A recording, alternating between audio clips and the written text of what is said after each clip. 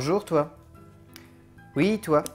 Toi qui n'avais pas vraiment envie de reprendre le travail alors que l'été se termine doucement et que les bureaux sont également en train de se rallumer, ce nouveau numéro est fait pour toi.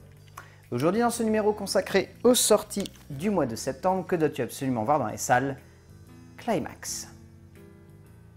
Le cinéma de genre a différents adeptes, différents gestes cinématographiques et également, voire même surtout, différentes manières de concevoir la portée de ce geste et l'importance que celui-ci aura autant d'un point de vue formel que d'un point de vue graphique et dramatique.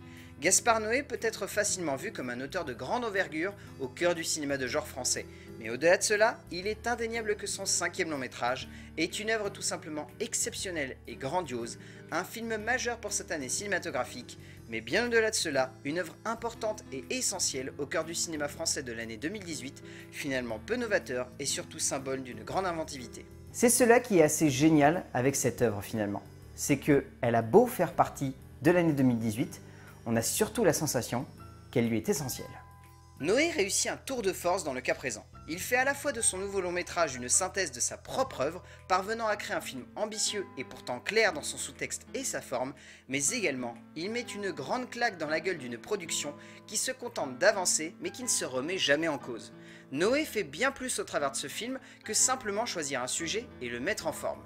Il prend son sujet, le transcende de bout en bout et développe un ensemble qui résonne longtemps après son visionnage dans la tête du spectateur comme un immense message pessimiste et pourtant glauque sur ce que nous sommes, nous, la jeunesse.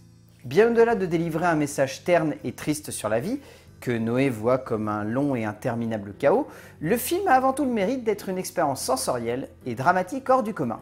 Si le cinéma se doit d'être une grande aventure pour le spectateur, Climax est bien plus que cela pour ce même spectateur. C'est à la fois une longue agonie, mais dans cette agonie, on retient finalement un message. Un message dur, un message qui fait mal, mais un message important. Celui que malgré la défaite, l'adversité et la décadence de l'homme, on peut trouver du bon.